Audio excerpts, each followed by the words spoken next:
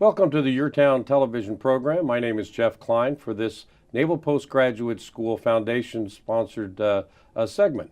Today we're welcoming Lieutenant Colonel Sam Huddleston of the United States Army and our Operations Research Department. Sam, welcome to the show. Thanks, Jeff. I'm happy to be here. Sam, now you're one of the nation's most experienced officers in applying data analytics and decisions, and the Naval Postgraduate School just added that as one of our major strategic goals to enhance that capability throughout the school and to service through DoD, and we're going to talk more about that later.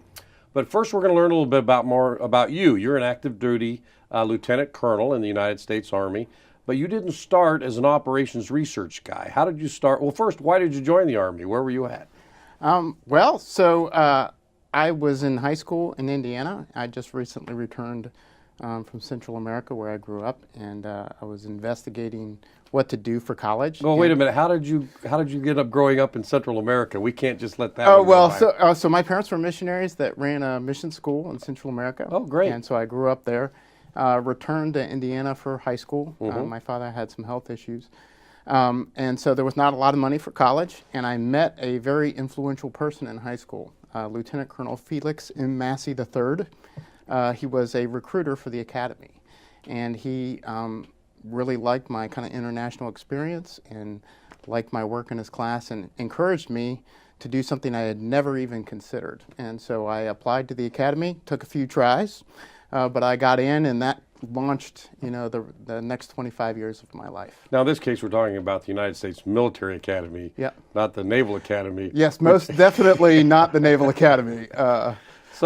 Although I did attend the Air Force Academy as a part of a prisoner exchange, if you will. Oh, what does that mean? Tell us about that. All the academies exchange cadets during your junior year, usually is when it happens. And so I got to go to the Air Force Academy for 6 months to just see how things happen there. And then you return to your own academy, and it gives you the chance to kind of talk to the leadership about issues and things within the cadet life that are being done differently somewhere else that might be better. So it's kind of a leader exchange thing that happens. Well, that's a lot of fun. That was also very useful for me. And I've had the opportunity now to work with all the services. And the coursework was transferable, so the academic. Yep. Well, now tell me, what happened when the Air Force played the Army? Were you there for that week? And I was. There was some interesting activities that week, let's say. So we do spirit missions where we tried to steal the Commander-in-Chief's trophy. That didn't work out so great, but you tried. There are a lot of things, rivalry things that happened. But the Army beat the Air Force for the first time in quite a while. Oh, I bet you were happy with that one. And we won the Commander-in-Chief trophy that year. And I believe that might have been the last time we won it since then until this last year. I was going to say, last year and this year is looking pretty good, too. This year's looking pretty good, too. So beat Army, beat Air Force, beat Navy, right? We're hoping to hold a streak. Normally we can actually change these tapes a bit, but I don't think I'm going to you're not going to do that one, right? I've been here too long. Let's just say it's time for the Army to take me back. So, but what did you decide to do once you graduated from the academy? So again, I met a very influential person. So I had a team that taught mill art, and one of those officers was H.R. McMaster, who has been a real leader in the military and the DoD lately. At the time, he was a major, and he and his partner were both cavalry officers, and they were very inspiring. And so I decided that I would be a cavalry officer. So I started off in Army units and reconnaissance units. Now these are after the horses. So what did you? Yeah, so we had tanks and Bradley fighting vehicles, right? The mechanical version of the cavalry. Then I was selected to go to an infantry brigade and stand up a new unit when the Strykers were new. So Stryker was a new vehicle coming out, and then actually went and fought in Iraq with the Stryker brigade. And that was a very influential experience again, which in some ways set up the rest of my career. So that was infantry all the way through there while you were in Iraq, is that right? Yeah, so I served with an infantry unit, the 172nd Stryker Brigade out of Alaska, and also spent some time with 125 Infantry there in Mosul, Iraq. So Mosul's been in the news a lot recently. I've got some personal experience on the ground there back in the day. But it was, the first part of my career was very combat arms and operations focused. And then my career kind of took a very big pivot. Well, this took coming you all out the of way it. to major, right? Is that correct? Or were you That senior took me captain? that took me to senior captain, Okay. and then I was to go teach at West Point.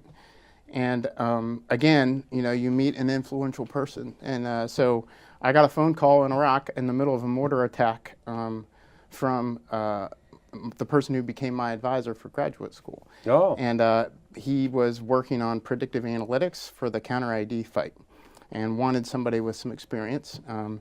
And he, kind of made me an offer I couldn't refuse. And so So while you were being shelled, you were working out. yeah, so we didn't talk for very long. Yeah. I actually thought he was somebody else, one of our Iraqi partners calling because they were under attack. This is the only reason I answered my phone. I was one of the few people that had a cell phone. And we set up a later conversation, let's put it that way. Okay. Things were a little exciting, but he pitched the idea of really getting into what now we call data science. At the time, we didn't call it that. But these predictive algorithms and processing that have a lot of application directly in the fight. So he wanted somebody coming from that environment to come work with him on research. And so I did that and I went to West Point to teach, but really the back half of my career has been focused on that sort of thing, these predictive technologies. Well, now you went to the University of Virginia, to gain both your systems engineering degree and your PhD degree. Yep. How did that happen? So I was supposed to go teach at West Point, the military academy. And so prior to going in, doing a tour at the military academy, you go get a graduate degree. And Don Brown, who now directs the data science at the University of Virginia, was the one who called me in Iraq and kind of recruited me. And so I went for a master's degree and was working very closely with him for that and doing some research for the Army. And so some of the algorithms that we wrote ended up being fielded in software later down the line that the Army was using. So while I was teaching at the military academy, I was also doing research with JIADO, our Joint IED Defeat Organization. Right. And very much still tied into that research world, focused on predictive analytics applied to the operational fight. Now, we've used that term twice, and so for everyone to understand in our audience, by predictive analytics, what do you mean? So these are algorithms implemented by computer programs that process data, like the raw data that we have, and the outputs are usually, visual or reports that are designed to aid in decision making. And so we use them for all sorts of things, but predicting where IEDs are likely to be emplaced, predicting where insurgent forces are likely to be operating. One of the more interesting things I did in my PhD was there's a big body of research about backing out. It's called geographic profiling. It's about backing out where serial killers are living or working, a technique that's been used in law enforcement. And so something that we used for operational fight is we could find bombs downrange that have a signature of being built by the same person. Right. And then we You mean after they went off? That's the after they went off, right? The it, forensics. So we can take forensics from bombs that happen, and then we can do things like apply these techniques, these predictive algorithms, to back out, where should we search for the bomb makers and the caches that are supplying these things. And so there's many of these different algorithms and research problems that can be directly applied in the fight. Now, was this part of your dissertation? Yeah, so that application actually took my master's thesis work, which was about predicting where IEDs would be. Added 500 pages to it. It's a Right. So dissertation. I did quite a few different things. All Sure. my research was about applying probabilities for security problems in geography. So what I did is that application, geographic profiling, actually used Bayes' rule, which is a famous formula in mathematics, to reverse my predictive algorithm. So you that I changed wrote before. conditional probabilities. Right. is what you're saying, right? The response variable switched. Right. Right. So we were predicting where the bomb maker was from the ID rather than vice versa. So it's kind of a clever little trick. But there are a lot of things like that where we can use math to back out information that is really useful in a operational setting for decision making and planning and things like that. So you finished your PhD while you were still at West Point working with Virginia, is that right? No, I didn't. So I was actually sent back. Okay. So that is somewhat unusual. But because I had stayed very closely tied to this research that was being done in the Army gave me an opportunity to go directly from West Point back to the University of Virginia, and gave me 2 years, to continue Sure. working with Don Brown and finish up. So I was able to do that. But that's important because you were working on a critical issue and a Yep. critical problem for the Army. Yep. So, and the Army has really gotten interested in this and has invested a lot in putting our officers into these programs and then pulling them out.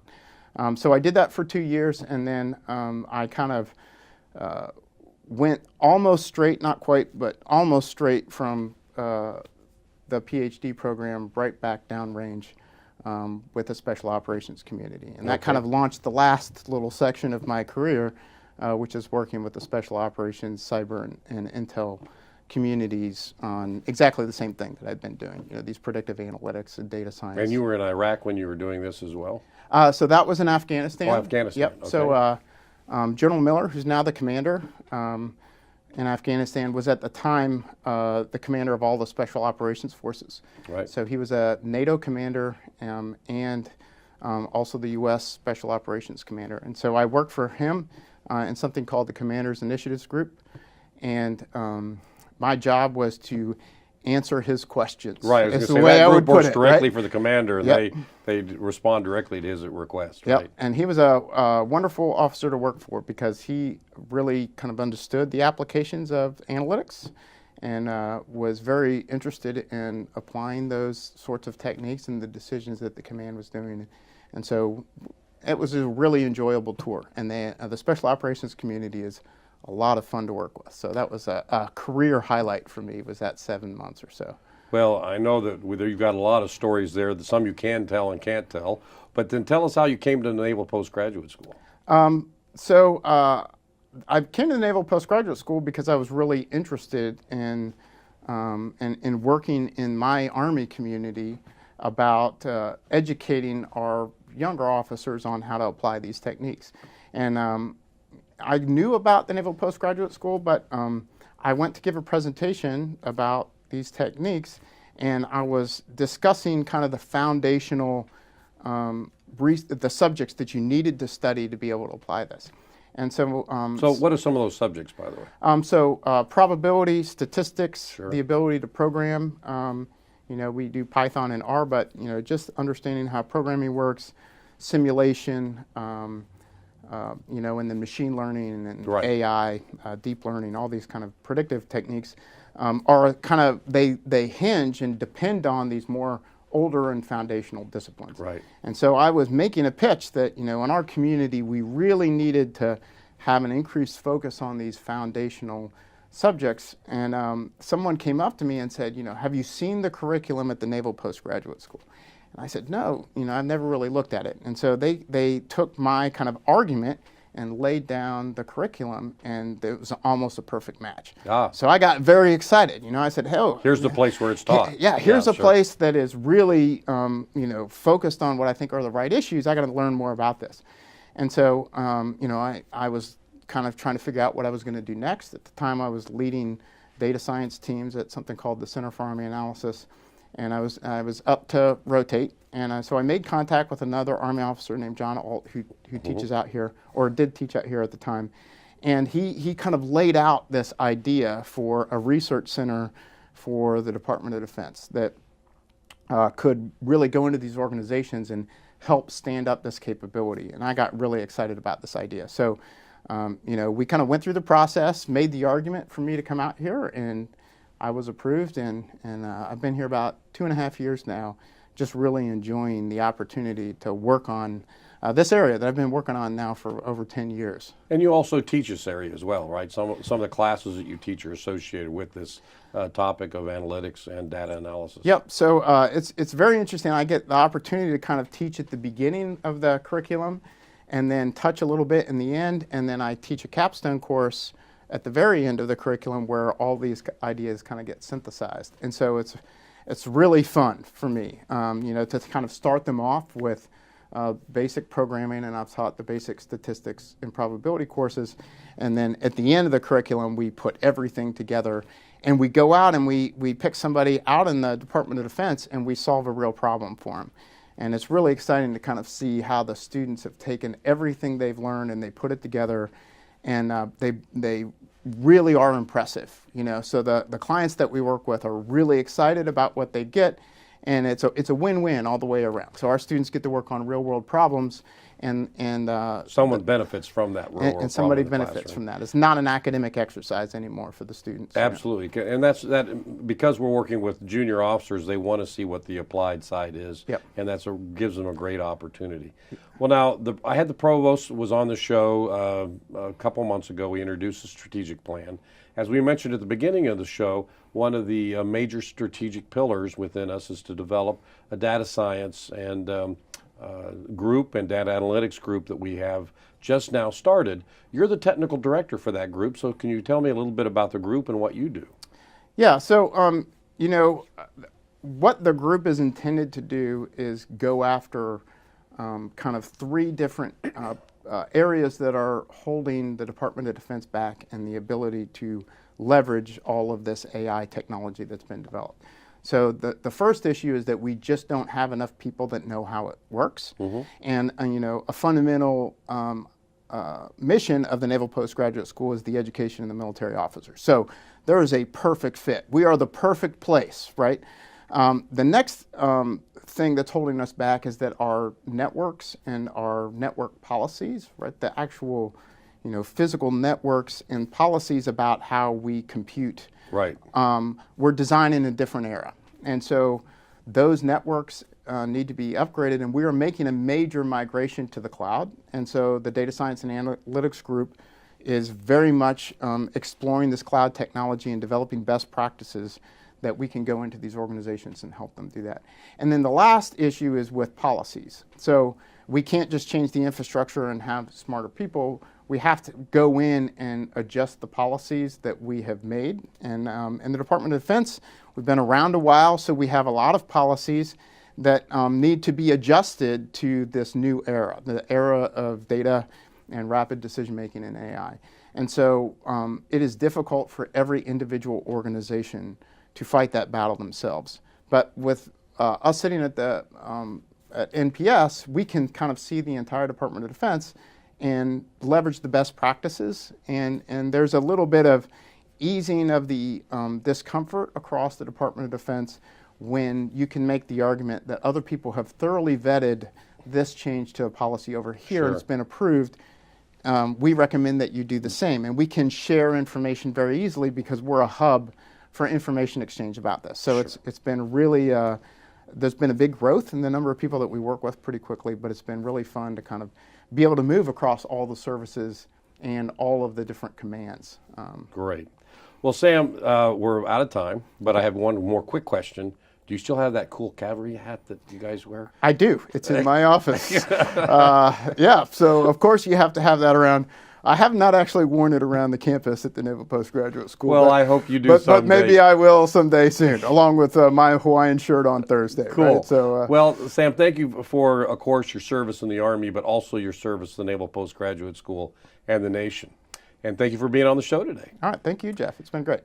And thank you for joining us for this segment of the Naval Postgraduate School Foundation YourTown television program. Join us again when we host interesting faculty and students and see what we're doing here at your Naval Postgraduate School.